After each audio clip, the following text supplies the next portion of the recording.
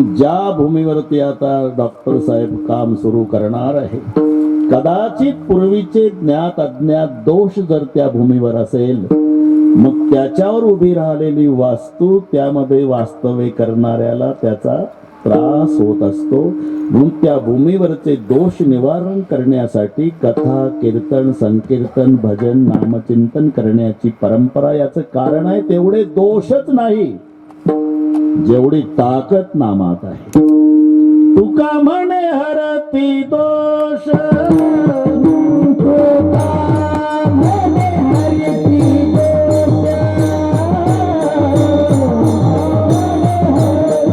अनाथाचा बंधू. लक्षात घ्या, त्याची व्याख्याच आहे. आपलेही बंधू आहे पण बांधावून भांडतात म्हणून. सगळे रान पडीक राहिलं तरी भांडणं बांधावून येतात. आमचे बंधू बांधावून भांडतात म्हणून बंधू, पण तो बंधनातून सोडवतो म्हणून बंधू. बंधनाचा फेडी ठावो, जगत बंधू ऐसा वाव. म्हणून हे अतिशय स्तुत्य कार्यक्रम डॉक्टर साहेबाचं त्यांनी सगळे मला माहिती दिली. दुसऱ्या मजल्यावर आता वयोवृद्धांना जाता येत नाही. आता आपण पाहतो काय कुठं चाललं व्हॉट्सअपला तुम्ही पहा. एक मुलगा पोलीस अधिकारी, एक मुलगा कंडक्टर, त्या दोन मुलाची माय जर्मनच्या ताटात दारोदार तुकडे मागत फिरते. एकानं तर कळस केला, 700 रुपये आईला दर महिन्याला खर्च येतो औषधाचा. 700 म्हणून 7व्या मजल्याहून ढकलून दिलं. कुठं चालला दर्जा? अरे हे असं का झालं? याचं कारण आहे ते पूर्वी घराघरात जातं होतं म्हणून एकही वृद्धाश्रम नव्हता. तुम्हाला काही थोतांड वाटेल माझं, जातं जातं म्हणता म्हणता गेलं. त्याचंच नाव आहे जातं. पहाटे गारठ्याच्या दिवसामध्ये आई दळायची. बरेच याच्यात बसले असतील जे आईच्या मांडीवर झोपले असतील दळताना. घरोघर सुरू व्हायचं एक रवी आणि एक जातं. म्हणून रामदेव बाबाचे शिबिर नव्हते. आपण संशोधन करा. अरे घरी सुरू व्हायचे ना, तेच शिकवते बाबा. टिपऱ्याचा दोर न घरातला खांब न 50 लिटर पाणी बसल असा मातीचा डेरा, लाकडाची रवी, आणि ती मंथन करायला आजीबाई पाहिजे 70 वर्षाची. आताची सुंत एका डेऱ्याचे 2 करल पहिल्या दणक्यात. ते मातीचं असतं ते. तिथं गोष्टी करता करता घामानं भिजायची आजी गारठ्याच्या दिवसात. हा व्यायाम होता. तसं जातं पायली पायली दळायची आई जात्यावर आणि लेकरू मांडीवर असायचं. आता थंडीच्या मुळे ते लेकरू रडायचं. डाव्या हातानं लेकराला थापटायची आणि एका हातानं माय जातं ओढायची. ते गाणं तुम्हाला पाठ आहे पण ऐकण्याची इच्छा दिसते तुमची. वृद्धाश्रम का नव्हते हे माझं वैयक्तिक संशोधन आहे. याचं कारण घरात जातं होतं आणि त्या जात्यावर दळताना मांडीवर झोपलेल्या बाळाला आई उपदेश करायची.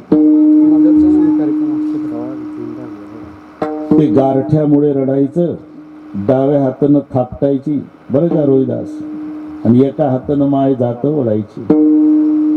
आणि दळता दळता त्या लेकराला निजवताना म्हणायची, आता झोपला बाळा रे, मोठा होशील, तुझं लग्न होईल, तुला बायको आली म्हणजे या म्हातारीला हाकलून देशील माझ्या राजा.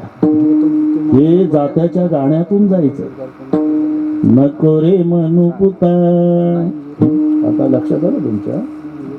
जात नको रे म्हणू पुता, मायले येडी जाती, तुला रे जन्म द्याया, अस्तुरी कुठं होती. आणि आई दळायची लेकरू ऐकायचं. हा बाळकडूचा डोस तिथेच असायचा मांडीवर. मातेचे उपकार काय फेडसी येड्या जीवा, अरे मांडीचा चौरंग नेत्राचा केला दिवा. ते ऐकायचं म्हणून मरेपर्यंत विसरत नसायचं. विठ्ठल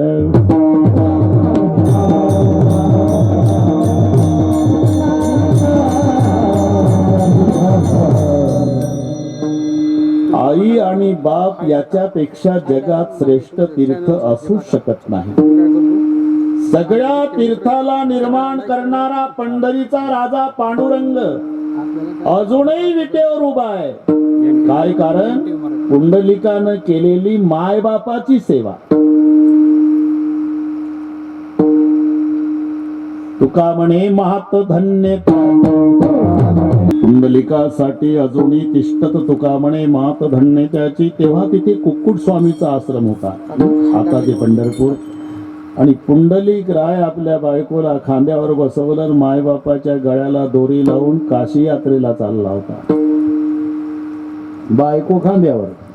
असं करीत करीत रात्रीचा विश्राम कुक्कुट स्वामीच्या आश्रमापासून थोड्या अंतरावर. सायंकाळ झाली तेव्हा 3 काळाकुट्ट स्वरूपाच्या महिला कुक्कुट स्वामीच्या आश्रमात शिरल्या. मला शंका आली की या 3 जणी शिरल्या असेल काही परिचय वगैरे. 1 तासाने बाहेर निघल्या तर चंद्रासारख्या दैदिप्यमान. पुंडलिकाला शंका आली, तुम्ही 1 तासापूर्वी आश्रमात गेल्या होत्या, बाभळीच्या खोडासारख्या काळा होत्या, आणि आता बाहेर निघल्या तर चंद्रासारखी कांती चकाकते. आम्ही 3 महिला म्हणजे 3 नद्या, मी गंगा आहे, ही यमुना आहे आणि ही सरस्वती. मग आल्या तेव्हा काळा. तुझ्यासारखे पापी दिवसभर आंघोळा करतात आमच्यात, म्हणून आम्हाला मलिनपणा येतो, काळा होतो. आणि मग इथे तासभर या महात्म्याची सेवा केली की पहिल्यासारखं स्वरूप प्राप्त होत.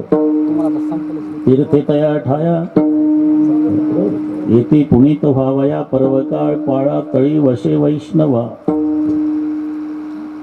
त्या महात्म्याचं हे महात्म्य त्यांच्या तोंडून ऐकलं की जिथे आपण तीर्थामध्ये स्नान केल्यानंतर पवित्र होतो अशी आपली कल्पना आहे, पण हे तीर्थ याची सेवा करायला येतात. म्हणून सकाळी जाण्यापूर्वी पुंडलिकरायांनी कुक्कुट स्वामीला नमस्कार करून विचारलं, महाराज यहाँ से काशी कितनी लंबी है?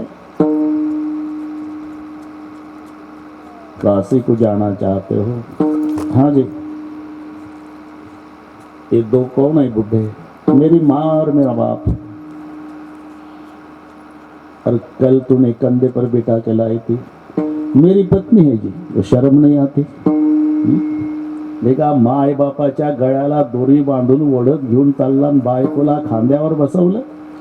तुला माहिती नाही का? काय काशी विचारतो? माय बाप केवळ काशी, माय बापे केवळ काशी, तेने न जावे तीर्थासी.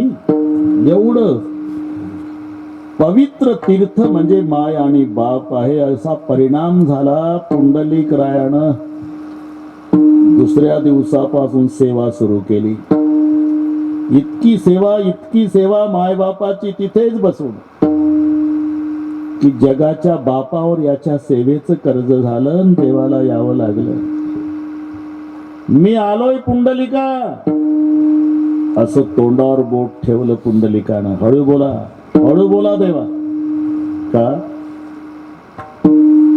थकलेत माझे मायबाप, मांडीवर झोपी गेले. आणि तुम्ही जर जोरात बोलला तर माझ्या मायबापाची निद्रा भंग होईल, मला पाप लागेल. म्हणून न घडे प्रसंग बोलण्याचा.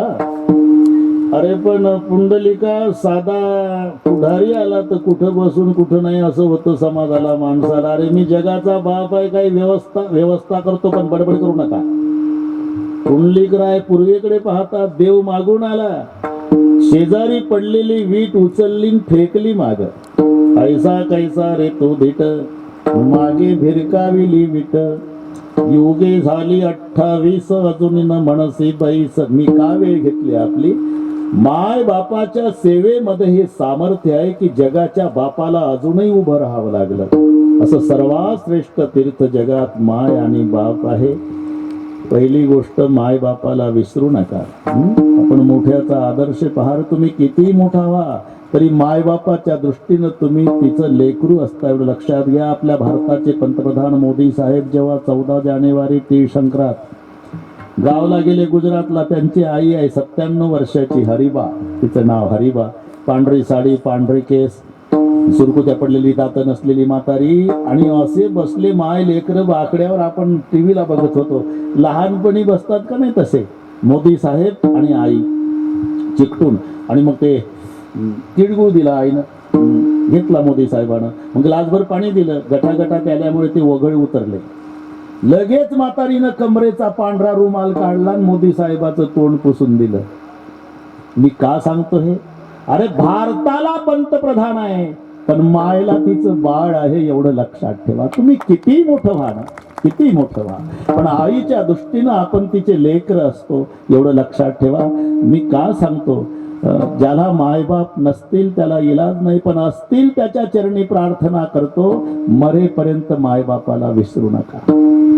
आणि जर विसरला तुम्ही मायबापाला, तर मग आमचे डॉक्टर जगदीश साहेब आहे सांभाळायला. मुलगी मेली, श्रीमंताची शेळी, सगळे गाव वाड्यात जमा झालं. कशी काय मेली शेळी, कशी काय मेली शेळी, कशी काय मेली शेळी. पेपरला वाचलं, वाईट वाटलं पाटील. पाटलाची शेळी पेपरला, शेळी मेली डॉक्टर 60,000ची, पण सकाळपासून संध्याकाळपर्यंत समजूत काढणाऱ्याला चहा पाण्याचा खर्च 14,000.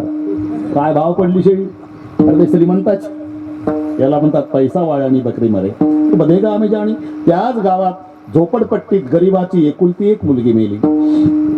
गावातलं कोणी गेलं नाही, दिवसभर रडत बसले. मायबाप अंधार पडू दिला, रात्रीचे 9 वाजले. मग आईनं खोरण टोपलं टिकाव, बरं का कृष्णा, आणि बापानं उचललं लेकीला, 8 वर्षाची मुलगी एकुलती एक, नेलं स्मशानात. रात्रीच्या 2 वाजेपर्यंत खड्डा खोदला, तो मृतदेह पुरला. दफनविधीचा कार्यक्रम म्हणून पहाटे 3 वाजता कालपासूनचे उपवासी आहे.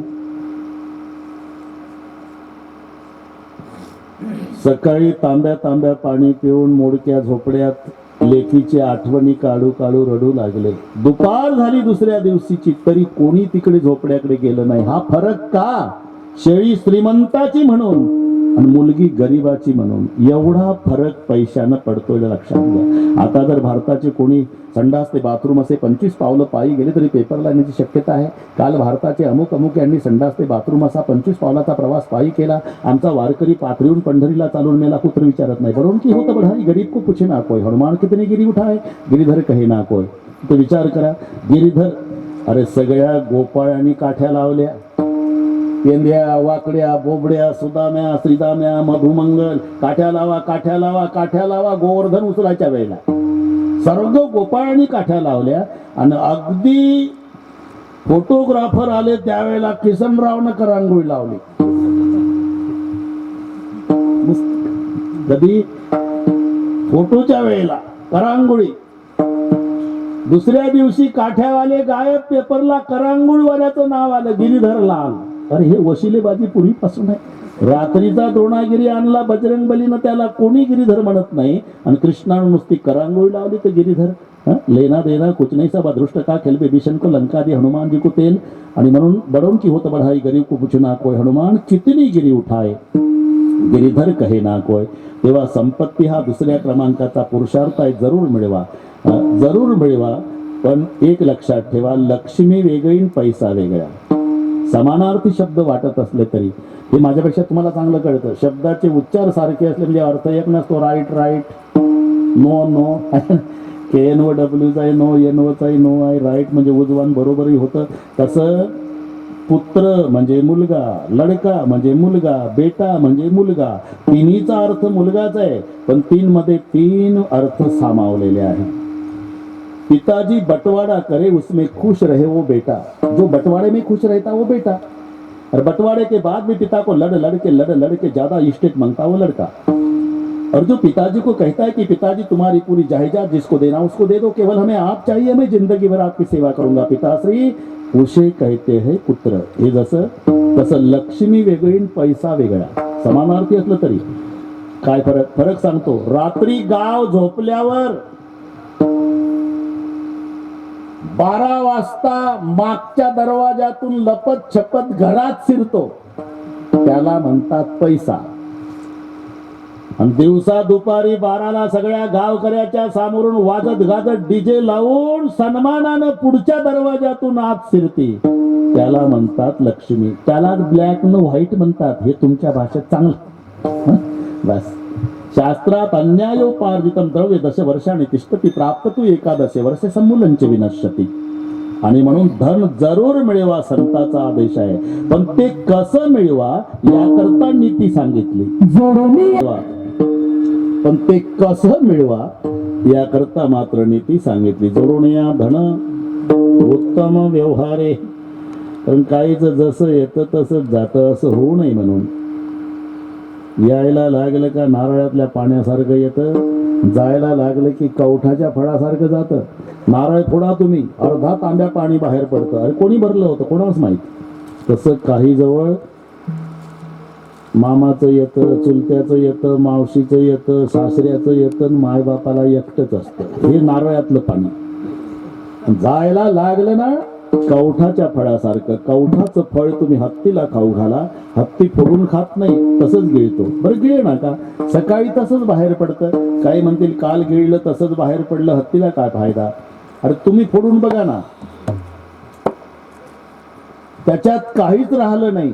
अरे फळ तर फुटलं नाही, गर गेला कुठं हत्तीलाही सांगता येत नाही. तसं काहीच जातं कसं हे घरमालकालाही कळत नाही. म्हणून असं होऊ नये म्हणून धरून या धन उत्तम व्यवहार आहे. ते घोडा विकायला आणला बाजारात, सज्जन माणूस होता तो. त्याला चोरट लागलं ग्राहक, बरोबर मस्के, काय किंमत आहे 80,000. एवढा स्वस्त कसा, खोडेल तर नाही. अहो कशाला नाट लावता, पळवून बघा, आणा लगाम. चोराच्या हातात लगाम दिला ते गेलं घेऊन. 8 दिवस फिरवलं ते कोणातरी मार्केटला उभं केलं. यालाही गिऱ्हाईक लागलं. 5 वाजता सज्जन म्हातारा म्हणले किंमत वगैरे विचारली. चोराला 80,000 सांगितले. म्हणले पसंत आहे, फक्त एक विनंती आहे, तासभर घोडं विकू नका, मी घरी जातो, मुलांना घेऊन येतो, पैसे घेऊन येतो, मग घेऊन जातो. ठीक आहे म्हणला. 7:30 वाजले तरी हे म्हातारे काही आलं नाही. पण 7:45ला याचं बारसं जेवलेलं वैभव भाऊ, अट्टल गुन्हेगार चोर याला भेटलं. पहिल्या चोराला विकायचा का घोडा, प्रदर्शनला उभा केला का, नीट बोला ना, कळत नाही का, दोघे गेलं जाय ना, भाषा तशीच. काय किंमत आहे 80,000. एवढा स्वस्त कसा, खोडेल तर नाही. नाट लावता कशाला, पळवून बघा, आणा लगाम. या चोरानं त्या चोराच्या हातात लगाम दिला आणि ते चोरट बसलं गेलं घेऊन. पण हे आलं ना 8:30 वाजता 80,000 घेऊन. म्हातार हो विकला का घोडा, मला पसंत होता हो, पण पैसे जोडवताना वेळ गेली, मुलं घरी नव्हती. जाऊ द्या, तुमचा काही दोष नाही, आपल्या नशिबात नसेल. पण शेवटी केवढ्याला विकला आजोबा, जेवढ्याला आणला तेवढ्यालाच विकला, एक पैसा नाही वर घेतला. असं होऊ नये म्हणून जोडून या धन उत्तम व्यवहार आहे. म्हणजे जरूर मिळवा, पण त्याच्या पुढचं लक्षात घ्या. उदास विचारे वेच करी, आपल्या संपत्तीचा विनियोग ह्या अशा कामासाठी करा. ज्यांना कोणी नाही त्यांना सांभाळ करणारे डॉक्टर जगदीश शिंदे यांचा आदर्श घ्या. उदास विचारे, अरे धन कोणाजवळ नाही पण सुटत नाही पैसा. उदास विचारे वेच करी. आणि ते उदास शब्द आहे. माणूस उदास कधी होतो धनावर, 2 प्रकारच्या ज्ञानाने, असंबंध आणि मिथ्यात्व. याशिवाय उदासीनता येत नाही. याला मिथ्यात्व आणि असंबंध, त्याचा आपला संबंध नाही, या ज्ञानाने उदासीनता येते. नाही तर माणसं पेपर वाचत नाही का, रोज वाचतात ना. ते चहाचा घोट घेता घेता पेपर पुढे पडलेला होता आणि ती मोठी दुर्घटना, अमुक ठिकाणी प्रवासी बस पलटी, 40 जखमी 10 ठार. चहाचा घोट घेताना शेजारचे आले, आता पेपर वाचला का पाटील, हे काय पडलेलाच आहे, बसा चहा घ्या. चहा जाऊ द्या, ते दुर्घटना, ते काय 40 जखमी 10 ठार, बसा.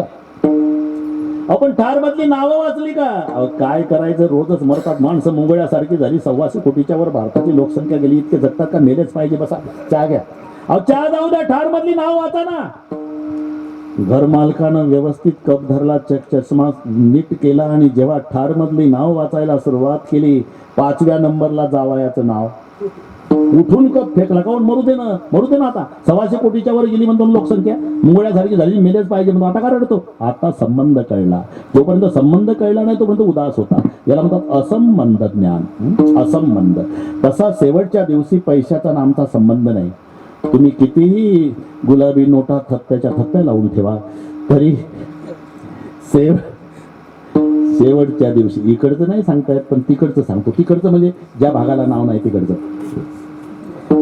ते न्हायला काढलं, प्रेत न्हायला काढलं, पण कानात बिग बाई होती, वैभव भाऊ, 5 ग्रामची असेल. म्हातारीचं लक्ष गेलं, म्हणला काय करावं, जाऊन काढली तर लोक म्हणतील बघा सोन्यासारखा जीव गेला. म्हातारी तुटून पडली. कानावर न काढावं तर म्हातारं 15,000चं जाता जाता वाटोळ करून चाललं.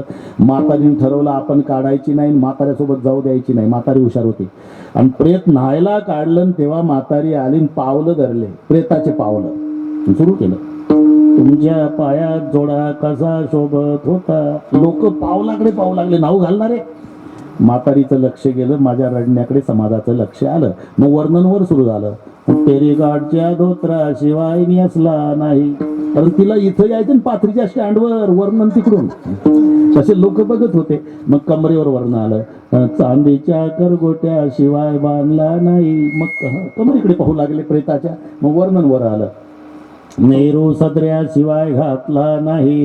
गळ्यावर वर्णन आलं, गळ्यात साखळी कशी शोभत होती. आणि जेव्हा कानावर आलं वर्णन, अजूनही तुमच्या कानात. मग नाऊ घालणाऱ्यांचं लक्ष गेलं, अहो बिग बाई चालली, काढा तेवढी नाही. मग तेथे नचले काही, सत्ता संपदा राहील ठाईचे ठाई. याला म्हणतात असंबंध. दुसरं मिथ्यात्व. मिथ्या ज्ञानानं उदासीनता येते. मधुकरी मागणारा एक बुवा आला, अंगणामध्ये उभा राहिला.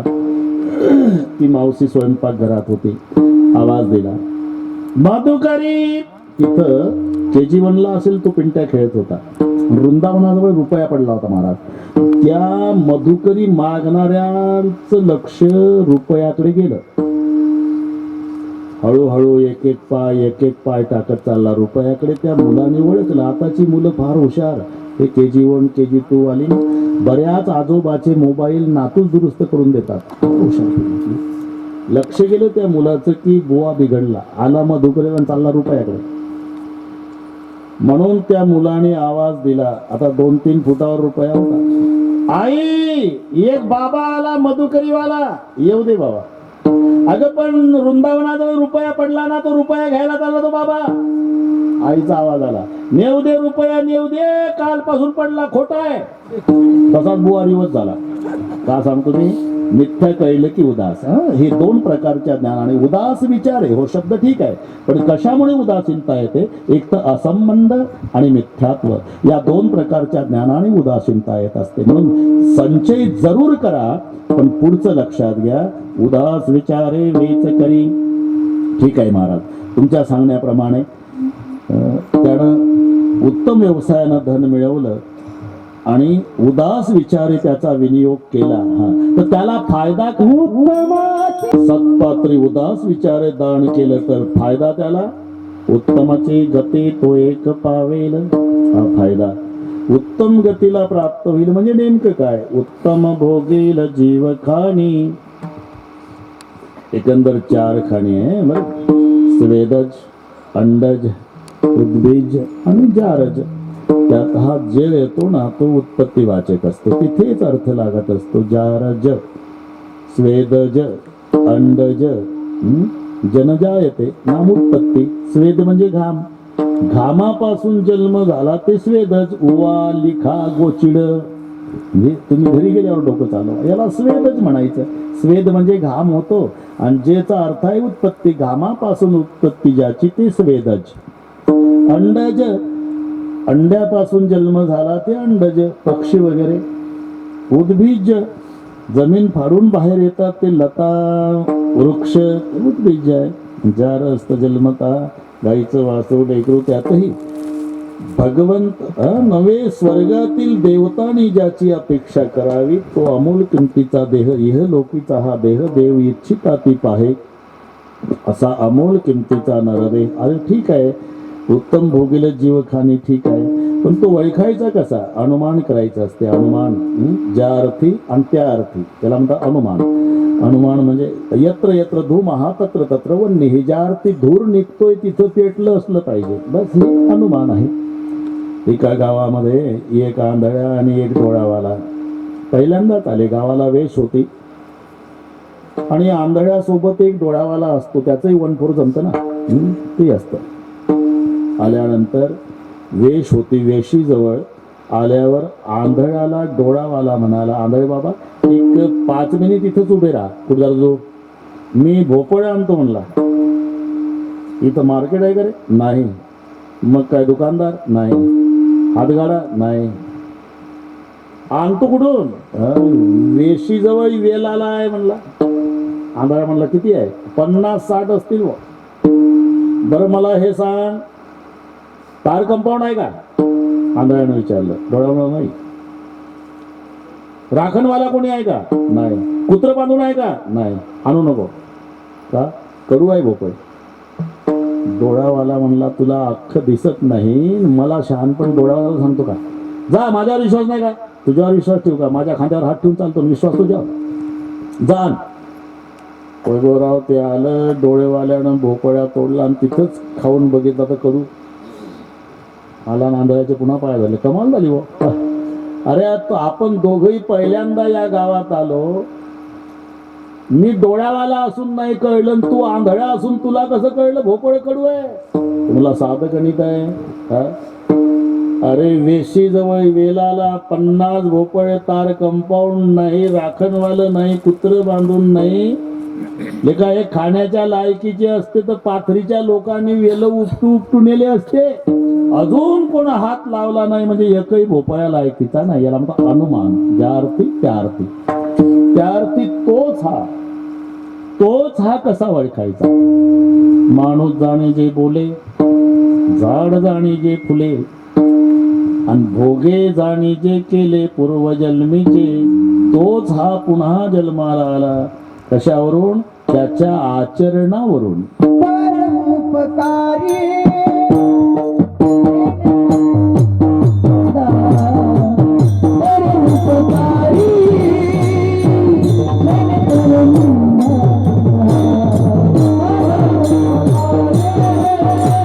परनिंदा. आणि तिसरा परस्त्रिया सदा बहिणी माया. परोपकारी. पुण्य म्हणजे काय? अष्टादश पुराणेषु व्यासस्य वचनद्वयम् परोपकार पुण्याय पापाय परपीडनम. दुसऱ्याला पीडा करणं याचं नाव पाप आहे आणि परोपकार करणं हे पुण्य आहे. पुण्य ते परोपकार, पाप ते परपीडा.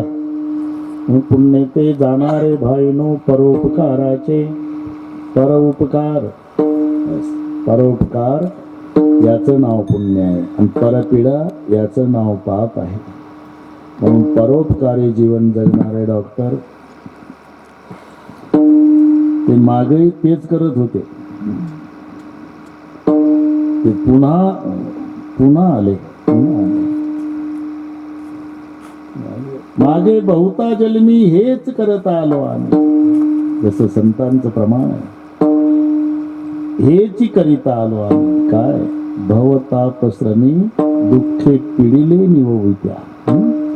ज्यांना हाकलून दिलं सर्वांनी, कोणी आधार द्यायला नाही, त्यांना आश्रय देण्यासाठी. बघा कृष्ण, भवतापश्रमी दुःखे पिढीले निववित्या. मागेही तेच केलं, आताही त्यासाठीच नियोजन असतं हे. म्हणून त्याच्यावरून ओळखायचा. भोगे जाणीजे केले पूर्वजन्मीचे, उत्तमची गती तो एक पावेल. पुन्हा कशावरून? परोपकारी. एक तर परोपकार. म्हणून तो संतांचं तुका म्हणे फार थोडा तरी परोपकार. बरीच जास्त शिकलेली मंडळी इथं याचा फायदा करून घेतात. तुमच्या संतांनी सांगितलं ना काय? तुका म्हणे फार थोडा.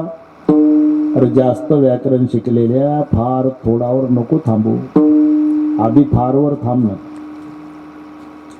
तुका म्हणे फार. आणि मग तरी कधी येत असतो? तरी कुठे येते? काय म्हणते एवढं कळत नाही का मला? तरी पातेल्यात येते ना मला. ते तरी नाही भाऊ, हे व्याकरणातली तरी आहे. आणि ती तरी नाईलाजानं येते. जेव्हा नाईलाज होत असतो तेव्हा हा शब्द येतो. 7 दिवस सप्ताह आमच्या गावला. बरं मग या रोज कुठे जमतंय हो? काल्याला तरी. हा तरी आहे. 7 दिवसाचा आग्रहच आहे, पण नाही जमत ना, निदान काल्याला तरी. हे तरी नाईलाजानं. दूध द्या दूध, शक्य नाही. मग ताक. ताटाचे उपकार तरी ताकाची उपकार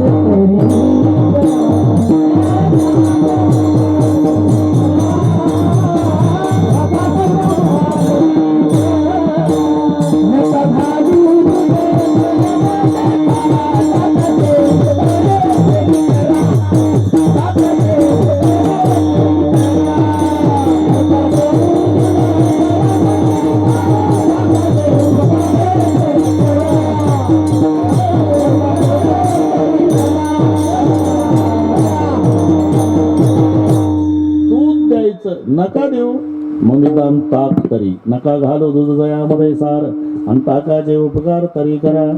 अन्नदान करा अहो शक्य नाही मग फुकाचे जीवन तरी पाजा. हा तरी इथे येतो. अन्न नाही तर पाणी तरी, दूध नाही तर ताक तरी, तसं फार नाही तर थोडा तरी. पण पहिला फारचा आग्रह आहे. तुका म्हणे फार आणि फार परोपकार करता येत नसेल तर थोडा तरी परोपकार का पुण्य ते जाणारे भाईनो परोपकाराचे. परोपकारी नेणे परनिंदा. कोणी निंदा केली तरी लक्ष देत नाही आणि स्वतः कोणाची करीत नाही. निंदा वास्तविक ती जरूर झाली पाहिजे. निंदकासारखे उपकार जगात कोणाचेच नाही. सर्वात मोठे उपकार निंदा करणाऱ्याचे.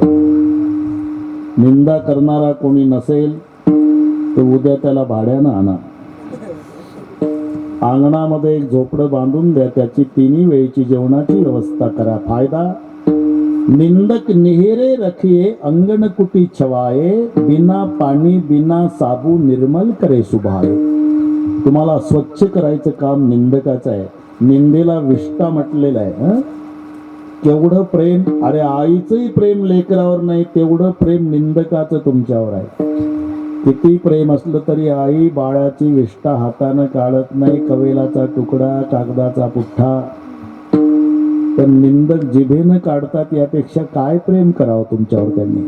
म्हणून जरूर निंदा वास्तविक येती निंदकापासी अशेषही पापे. जगातली सर्व पापे निंदा करणाऱ्याजवळ येत असतात. म्हणून नेणे परनिंदा. पुन्हा परस्त्रिया सदा बहिणी माया. आपल्या आईच्या वयाच्या त्यांच्याकडे आईच्या दृष्टीनं पाहतो आणि आपल्या बहिणीच्या वयाच्या त्यांच्याकडे बहिणीच्या दृष्टीनं पाहतो. परोपकारी नेणे परनिंदा. परस्त्रिया सदा बहिणी माया. डॉक्टर साहेबाचं त्याच्याही पुढं आहे. पुरुष मंडळी जे अनाथ त्यांच्याकडे जन्मदात्याच्या दृष्टीनं पाहतात. जेवढ्या मावल्या आहे त्यांच्याकडे आईच्या दृष्टीनं पाहतात. बस याच्यापेक्षा संतांचं म्हणणं काय आहे. बस हा अभंग मी मुद्दाम त्यांच्याकडे घेतला. परोपकारी नेणे परनिंदा आणि परस्त्रिया सदा बहिणी माया. 8 ते 10 आहे. आपलं अजून 15 मिनिट आहे. मी सहसा वेळ सांभाळतो. महाराष्ट्राला माहिती आहे. उशिराही येत नाही आणि पुढेही लांबवत नाही. सगळ्याला माहिती आहे. एकदा संप्रदायपूर्वक भजन घेऊ आपण. बरोबर आहे.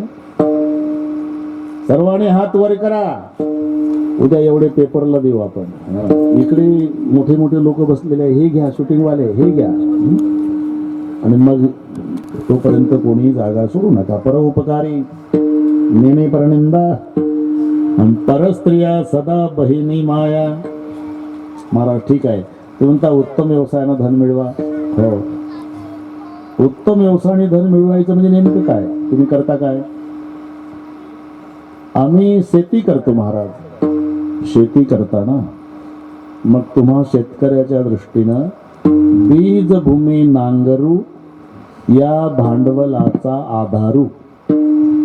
जमीन बियाणं आणि नांगर या भांडवलाच्या आधारे मिळणारं धन म्हणजे उत्तम व्यवसायानं मिळालेलं धन आहे. ते कुणबी शब्द तिथूनच जन्माला आला.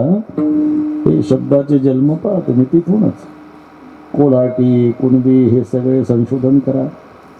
कोल आणि लाठी असे दोन आहे त्याच्यामध्ये. मला कोलाटी लाठी कोलण्यामध्ये जो समाज तरबेज आहे त्याला म्हणतात कोलाटी. तसं कुणबी शब्दामध्ये कुळव आणि बी आहे. कुळव शेतीची मशागत करण्याचं जे साधन त्याला कुळव म्हणतात. कुबोटा नाही, कुबोटा नंतर आला. कुळव. कुळवाच्या द्वारा शेतीची मशागत करणे, पाऊस पडला आणि वापसा साधला म्हणजे बी पेरणे. या दोनच गोष्टी जन्मभर ज्याला माहिती आहे, कुळव आणि बी, कुळव आणि बी. कुळव त्याला म्हणतात कुणबी. तो बाणाचा न आपण घुसला नाही तर कुळव आणि बी असेल होणार. मग बीज भूमी नांगरू या भांडवलाचा आधारू. बियाणं, जमीन आणि नांगर या भांडवलाच्या आधाराने मिळालेलं धन म्हणजे तुमच्या दृष्टीनं उत्तम व्यवसायानं मिळालेलं धन. हे जुनं झालं महाराज. उत्तम शेती, मध्यम व्यापार, कनिष्ठ नोकरी. आता काय झालं? आता खालचं वर गेलं महाराज आणि वरचं खाली आलं. आता उत्तम नोकरी झाली, कनिष्ठ शेती आहे. परवडत नाही पण दुसरं काही करता येत नाही असा अडचणीमध्ये धर्मसंकटात कास्तकार आहे. नाहीतर हे तुम्ही संशोधन करा. 2 वेळेला जेवण करून आपण जिवंत आहोत, याला कारण आमच्या देशातला शेतकरी. रात्री झोपल्यावर हमखास सकाळी जाग होतो, याला कारण आमच्या सीमेवरचा लष्कर. उंची कमी होती एका पंतप्रधानाची, लाल बहादूर शास्त्री, पण लोणी काढतात ना दयातून, तसं मर्म काढलं होतं. जय जवान जय किसान.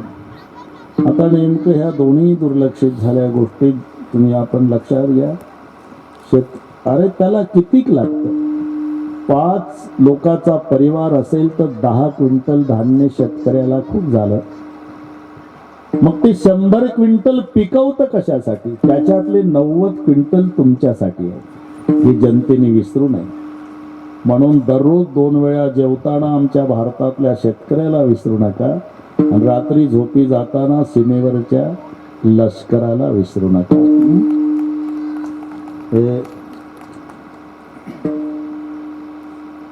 तरी पण उत्तम शेती हा शब्द शेतीला लागतोच.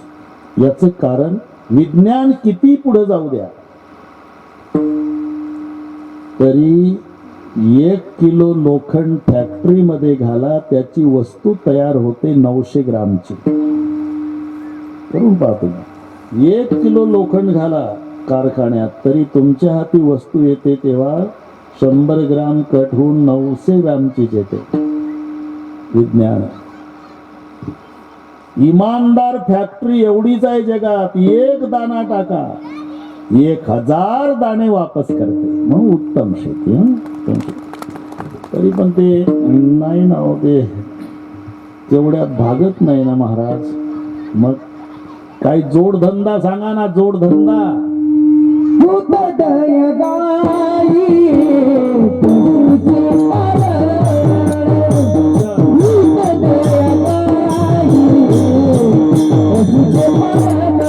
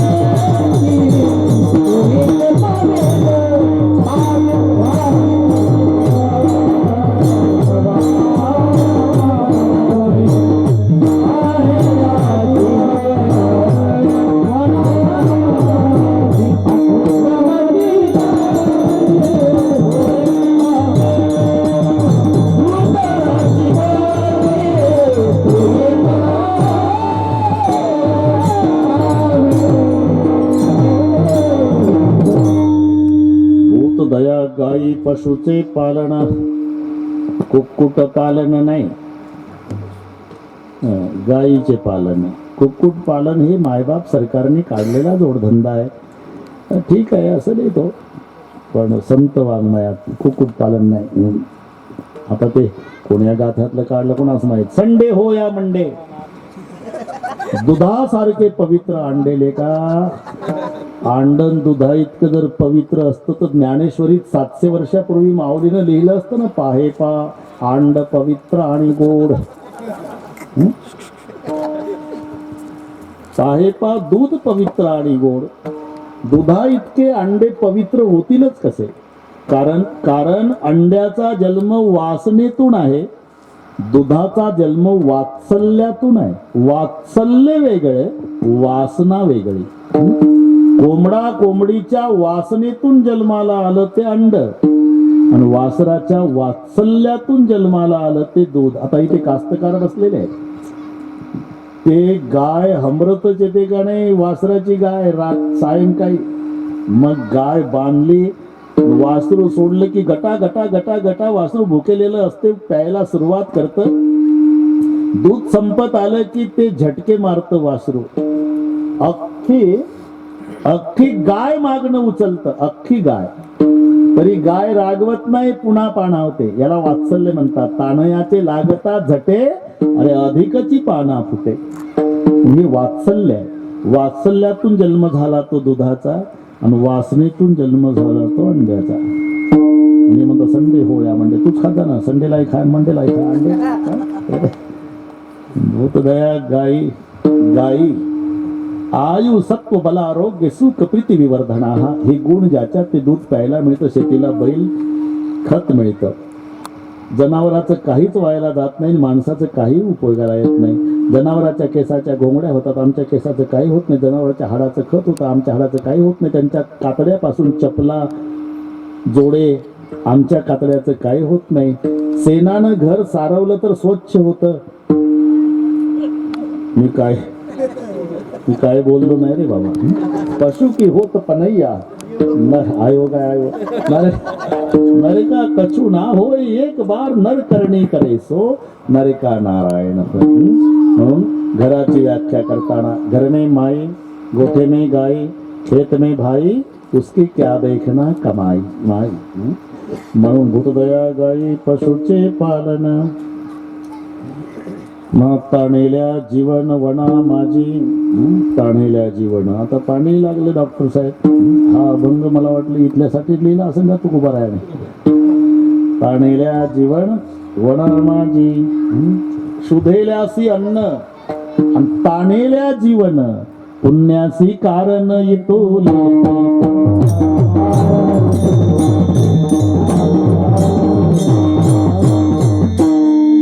ताणिल्या जीवन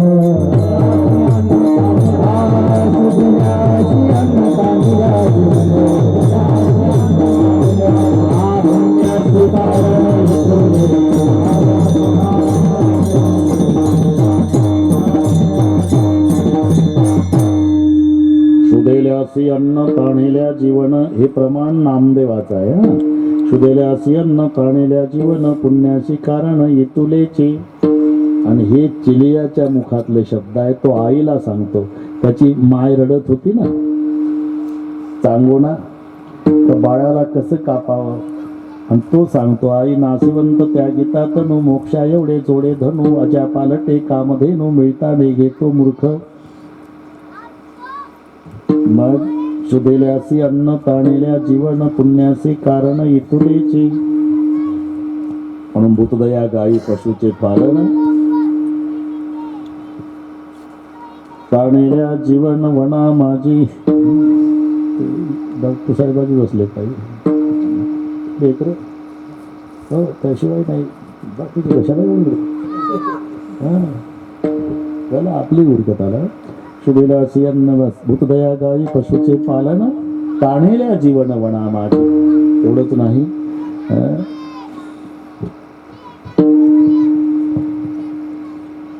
शांतिरूप नव्हे कोणाचा वाईट. तो शांती, हे सगळं कळलं तुम्हाला आता ना, कुठे नाही चालत आपल्याला. नव्हे कोणाचा वाईट, वाढवी महत्व वडे.